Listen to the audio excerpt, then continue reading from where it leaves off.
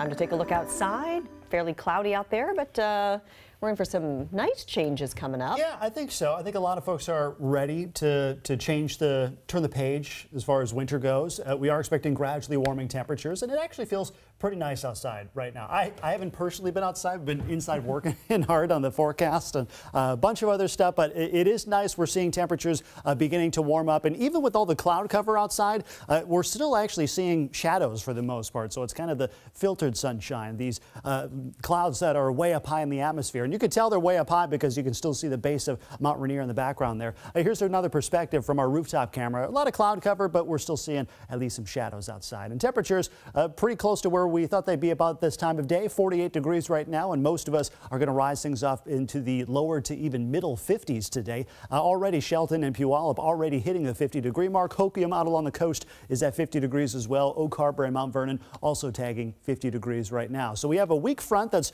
slowly working its way through. Coastal radar actually blipped out about a couple hours ago, but we do have some light showers that are occurring out along the coast. Most of us over interior Washington not expected to see a whole lot of rainfall today. We just have a dry layer that's pretty close to the ground, so a lot of what is falling is evaporating before it reaches the ground. We have two weather systems moving through over the next few days. The first one moving through today. We get a bit of a lull on Friday with not much in the way of cloud cover, and then a similar looking system arrives on Saturday. So it's basically going to be a repeat from what we're seeing today on Saturday. A lot of clouds, coastal beaches seeing some light showers, maybe up into the north interior, but for the most part, most of us are going to be on the drier side. So let's check out Futurecast. It shows by 4 o'clock. It's light rain up and down the coast, basically from Grays Harbor northward, probably not so much down towards the Long Beach area, but also parts of maybe northern Skagit and Whatcom County, as well as the San Juan Islands seeing some light showers as well. Heading into tomorrow, a little bit of cloud cover, but probably not as much as what we're seeing right now. We should see some gradual clearing, and I think tomorrow is going to be a very nice day.